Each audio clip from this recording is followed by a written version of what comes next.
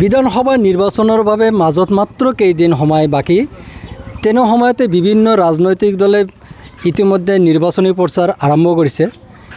ৰাইজৰ ফালৰ পৰা জানিবলৈ চেষ্টা কৰিম গৌৰীপুৰ সমষ্টিত এইবেলি কেনে ধৰণৰ প্ৰাৰ্থীক নিৰ্বাচিত কৰিব।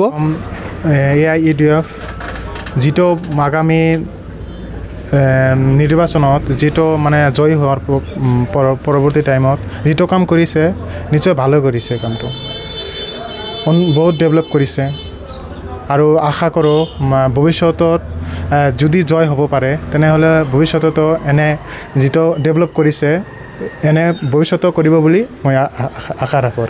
তাৰ পৰা জানিবলৈ চেষ্টা কৰিম। দাদা কি ক'ব আপুনি?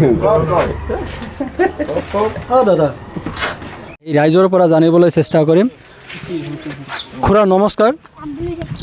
এইবেলি যিটো বিধানসভা নিৰ্বাচন হ'ব, অহা 9 তাৰিখত নিৰ্বাচন হ'ব, গৌৰীপুৰ সমষ্টিত কেনেকুৱা চাইছে? ওটা ইহঁতে ইউডিএফে বেছি আগবাঢ়াইছে। ইউডিএফ কিয় দিব?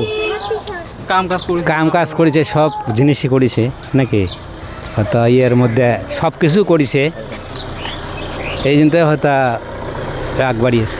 গৌৰীপুৰ সমষ্টিত কংগ্ৰেছ, ৰাইজৰ দল আৰু ইউডিএফৰ মাজত তিনিকোণীয়া প্ৰতিদ্বন্দ্বিতা হ'ব। ইয়াত কোনটো দলৰ প্ৰভাৱ বেছি কৰিছে? ইউডিএফ কিয়? ভাল কাম কাজ কৰিছে, ভালদৰে কাম কাজ কৰিছে, অৰুণোদয় আঁচনি যা আছে সব কাম কৰিছে ভালদৰে। আৰু এজন দোকানী আছে, তাৰ পৰা জানিবলৈ চেষ্টা কৰিম। দাদা কি ক'ব? অহা 9 তাৰিখত বিধানসভা নিৰ্বাচন হ'বলৈ গৈ আছে। গৌৰীপুৰ সমষ্টিত কেইবাগৰাকী প্ৰাৰ্থীয়ে প্ৰতিদ্বন্দ্বিতা আগবঢ়াইছে। ইউডিএফৰ বিধায়ক মিজানুৰ ৰহমান 10 বছৰ এইখন সমষ্টিতে কাৰ্যনিৰ্বাহ কৰি আছে। এই 10 বছৰৰ কাৰ্যকালত বিধায়ক মিজানুৰ ৰহমানৰ কাম কাজত কিমান সন্তুষ্ট বুলি আপুনি ভোটাৰ হিচাপে ভাবে? বহুত সন্তুষ্ট আছে, বহুত কাম কৰিছে আৰু আমাৰ MLA যিটো আছে বহুত ভালো আছে, বহুত ভালে, নৰ্মালি বহুত ভাল, ঘৰতো যালে বহুত সন্মান কৰে, বহুত ভালে। আৰু এই গ্ৰাউণ্ড জিৰ' ৰিপৰ্টৰ কাৰণে আহিছোঁ এইটো শিলাইপাৰ বজাৰত। ইয়াত আমাৰ দুজন ব্যক্তি আছে, দুজনৰ পৰা জানিবলৈ চেষ্টা কৰিম এইবেলি নিৰ্বাচনৰ বঁটা কোনফালে বলিছে। পোনে পোনে আহিছোঁ। দাদা নমস্কাৰ। যিহেতু বিধানসভা নিৰ্বাচন অহা 9 তাৰিখত অনুষ্ঠিত হ'ব, গৌৰীপুৰ সমষ্টিত কেইবাগৰাকী প্ৰাৰ্থীয়ে প্ৰতিদ্বন্দ্বিতা আগবঢ়াইছে।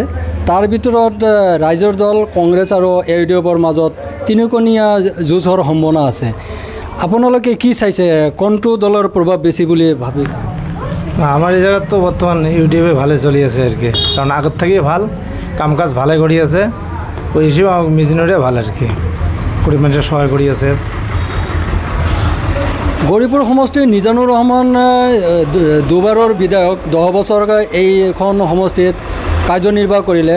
এই 10 বছৰত মিজানুৰ ৰহমানৰ কাম কাজত কিমান সন্তুষ্ট বুলি আপুনি ভাবে?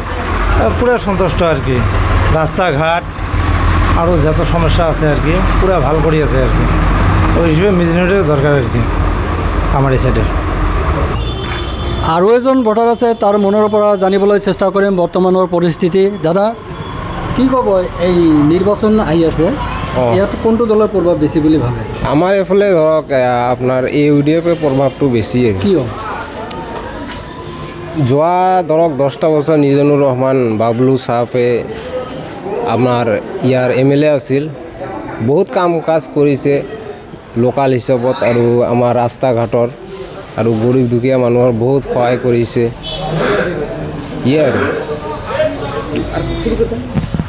আৰু আমাৰ লগত আৰু এজন আছে, তাৰ পৰা জানিবলৈ চেষ্টা কৰিম। দাদা কি ক'ব? আমাৰ লগত আৰু এজন ভোটাৰ আছে, তাৰ মনৰ পৰা জানিবলৈ চেষ্টা কৰিম বৰ্তমান নিৰ্বাচনৰ পৰিস্থিতি। দাদা নমস্কাৰ। নমস্কাৰ। কি ক'ব আগন্তুক বিধানসভা নিৰ্বাচনৰ বাবে? ইউডিএফৰ ফিল্ডটি ভাল দেখা যাব লাগছে। কিয়? ইউডিএফৰ ফিল্ড ভালকে কিয় ভাল হ'ব? বাবলু MLA হলো ভাল, এর সাথে মানুষ যে ডাইরেক্ট কথা কবার পায়, তার কারণত মানুষ তাকে চায়, বাবলুকে চায়। মিজানুর রহমান কাম কাজ কেনেকুৱা কৰিছে আপোনাৰ? ভালে কৰিছে, ভালে কাম কাজ কৰিছে মিজানুৰ ৰহমান, সুন্দৰ। আমাৰ লগত আৰু এজন ভোটাৰ আছে তাৰ পৰা জানিবলৈ চেষ্টা কৰিম। দাদা নমস্কাৰ। নমস্কাৰ। যিহেতু 9 তাৰিখত বিধানসভা নিৰ্বাচন অনুষ্ঠিত হ'ব, হয়, গৌৰীপুৰ সমষ্টিত কেইবাগৰাকী প্ৰাৰ্থী প্ৰতিদ্বন্দ্বিতা আগবঢ়াইছে। জানি পাইছোঁ। ইয়াত আপোনাৰ তিনিকণীয়া প্ৰতিদ্বন্দ্বী হোৱাৰ পূৰ্ণ সম্ভাৱনা আছে, ৰাইজৰ দল, UDF আৰু কংগ্ৰেছ। ইয়াতে সমষ্টিখনত কি প্ৰভাৱ চলিছে কোনটো দলত? বেছিকৈ চলি আছে কংগ্ৰেছ আৰু UDF-ৰ মানে সম্ভাৱনাটা বেছি। আৰু ৰাইজৰ দলেও মানে কৰিছে, যিদিনা নমিনেশ্যন ছাবমিট কৰিছে বহুতে দেখা পোৱা গৈছে যে ৰাইজৰ দলৰ মানে বেছি তৰ্জতে বেছি চলি আছে। কিন্তু এতিয়া আমি ফিল্ডতে ঘূৰি আছোঁ, কিন্তু কোনো মানুহ নাই পাৰ্টিত বা কোনো মানুহ সহায়ত মই ফিল্ডতে ঘূৰি আছোঁ চাগে, কিন্তু এতিয়ালৈকে মানে পোৱা নাই যে কোনটো দলত মানে সংখ্যাটো বেছি পাই আছে। সেইকাৰণে মই নাজানো যে কোনটো দলে জিকিব নে কি কৰিব। এতিয়া সম্ভাৱনাগত যে আমাৰ যিটো ৰাইজৰ দল সেইটো মানে সম্ভাৱনা আৰু UDF তাৰ ভিতৰত কণ্টেষ্টটো চলিব, সেইটো সিদ্ধান্ত মৰ্মে মই কথাটো ক'লোঁ দেই। আৰু আমাৰ লগত আৰু এজন আছে, তাৰ পৰা জানিবলৈ চেষ্টা কৰিম।